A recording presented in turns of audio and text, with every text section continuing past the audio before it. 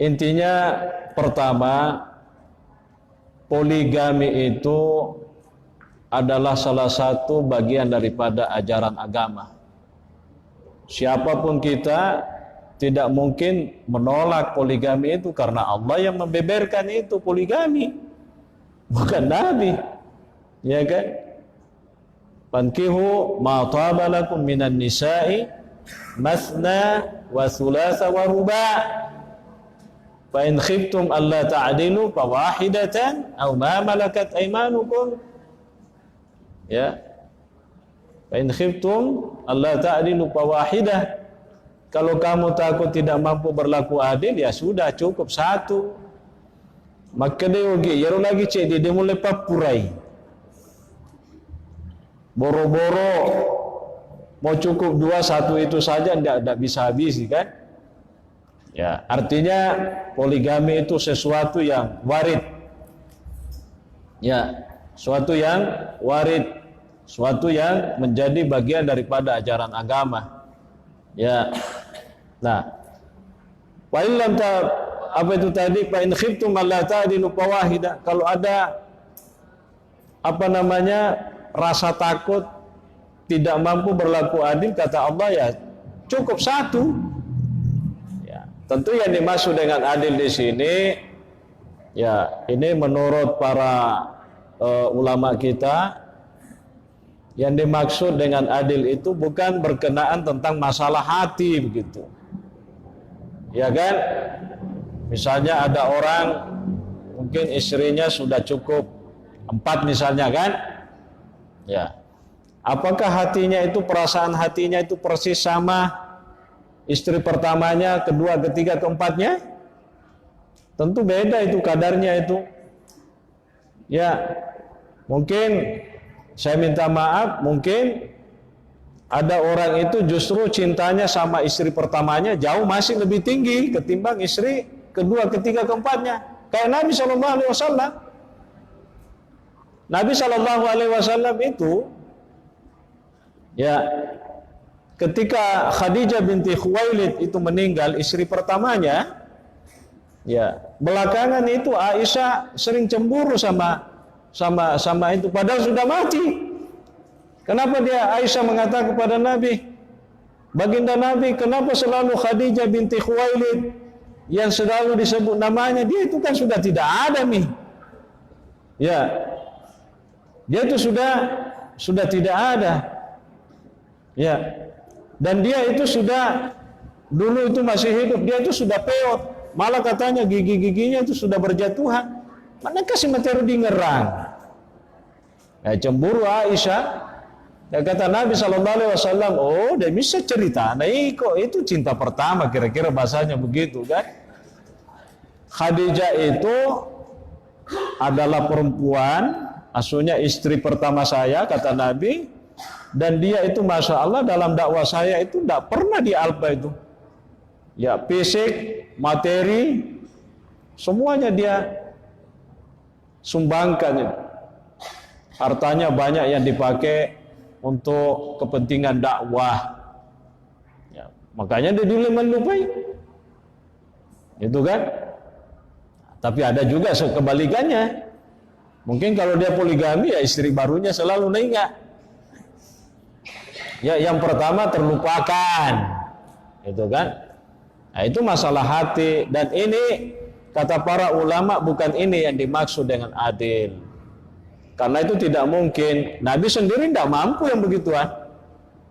Tidak mampu. Misalnya kalau kita bicara secara dikalkulasikan cinta itu, misalnya ini 25%, ini 25, ini 25, ini 25. Mana kita bisa 25, 25, 25? Karena itu kan sesuatu yang sifatnya abstrak, tidak bisa. Jadi bukan itu yang dimaksud dengan adil. Di situ penekanannya bukan. Tapi yang dimaksud dengan adil itu adalah adil secara materi. Ya, betuannya ya itu tadi. Kalau misalnya belikan ini yang ini, ya belikan juga yang satunya. Itu yang dimaksud. Ya, jangan ada yang istilahnya diabaikan. Karena masing-masing mereka itu punya hak yang sama sebagai seorang istri dari suami begitu. Maka deh, aja nih kumak bedas so lipat macuatono deno di makbar. Ya itu tuh melu mak bedas so yang sahabat macuaki supaya semangat itu bisa kembali ya kira-kira begitu kan. Ya, kecuali kalau nama kedajana yang melihat bedas so lipat macuatona. Ya itu contoh saja.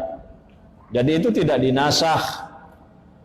Yang dimaksud dengan dinasah artinya dibatalkan hukumnya, tidak, tetap berlaku itu. Tapi penekanan adil yang dimaksud dalam ayat itu adalah itu tadi, kalau orang bicara tentang hub, bukan itu, bukan masalah cinta, bukan masalah perasaan hati, ya, tapi itu lebih fokus pada masalah materi, ya.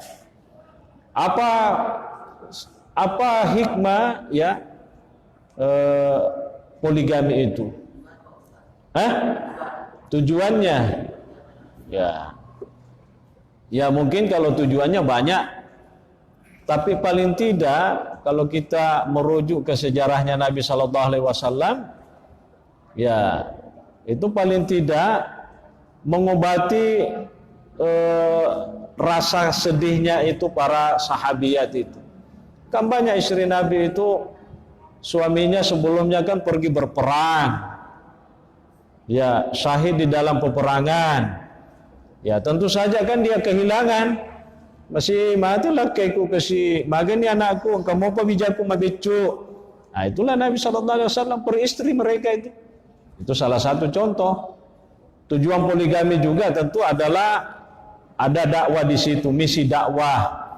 Makanya Nabi itu dari sekian banyak istrinya, di antara istri-istri itu ada istri tokoh-tokoh masyarakat itu.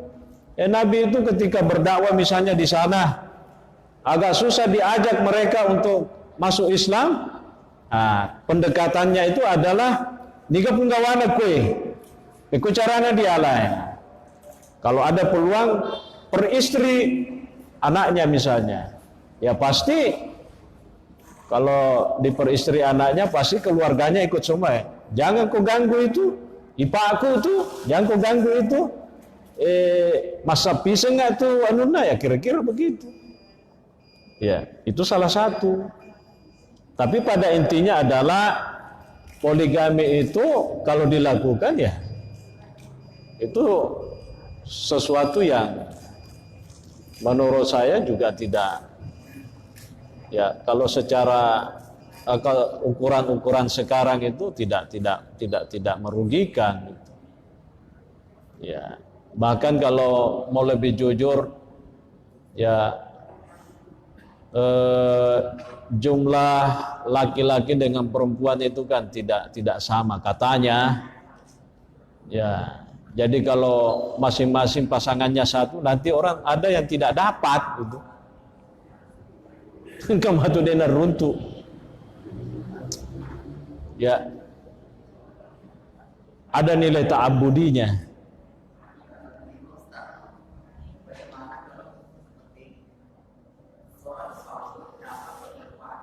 Ya.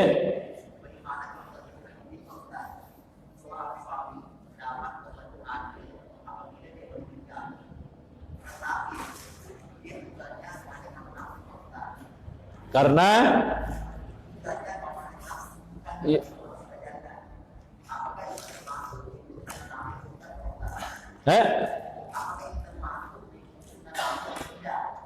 termasuk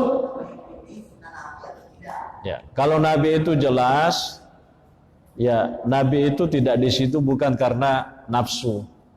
Tak dampungnya ngamaraji di ibu-ibu. Seandainya nafsu, ngapain Nabi cari yang kepala 6 ke atas? Nah, bisa kan kepala yang di bawah kan? Yang malulu-lulu itu. Berapa istrinya Nabi? Ya 11 termasuk milkul yaminnya. Berapa perawan di situ? Berapa perawan? Cuma 2, 1 milkul yamin, 1 bukan milkul yamin. Ya selebihnya ya itu. Ya, Aisyah saja itu yang bikir. Kalau milkul yamin itu adalah Maryam yang dihadiahkan Raja Mukaukas kepada Nabi SAW yang melahirkan anaknya Nabi namanya Ibrahim. Itu saja dua itu yang perawan, yang lainnya itu. Seandainya nafsu, mak dongo-dongo. Kira-kira logikanya begitu kan. Tapi sekali lagi, Nabi itu tujuannya tadi. Ya, kalau dalam konteks sekarang makin magi ini bagaimana? Makedai, makencang. Ini mah gagah. Daripada luka salai, dosa bawang, anu menesai halal lah, bagi nanti. Jadi ada solusi, Bapak Ibu sekalian, ada solusi. Ya, sebenarnya ya poligami itu sebenarnya juga adalah solusi bagi orang yang merasa tidak cukup mungkin kalau hanya satu. Ya, coba bayangkan kalau hanya satu dan dia tidak bisa mengendalikan dirinya, taruh pasal lokas sapa kutu di wirilalenge, dosa loko. Bagi tu melo lokas sapa koro anu manu nak kamu megelo. Ya kan begitu. Ya, itu solusi. Ya, sekalipun memang ya secara ini terutama ya kaum Hawa itu ya kebanyakan pasti tidak mau yang begitu. Ya, ada ayat mengatakan la in syakartum la azidannakum. Kalau engkau mensyukuri nikmatku akan kutambahkan. Kadang ibu-ibu itu tidak mau ayat itu. Maka dendi syukurulah kalau ripong Allah Ta'ala nasabak sibawaki. Hati-hati lah asidannakum, tambahin aku tu. Yana melo makunri. Tak mau. Jadi bawa nasa ayat dia upoji. Yero masalah syukuru na lakaiye lokka di benena Pak Matu berbuntut, ada lagi yang baru dena melo. Allahu a'lam bissawab. Ya, saya kira cukup Bapak Ibu sekalian. Ya, ini kita hanya bicara tentang itu. Ya, tapi prakteknya membutuhkan keberanian. Ya, membutuhkan keberanian. Ya, dan membutuhkan kesepahaman. Ya, Allahu a'lam.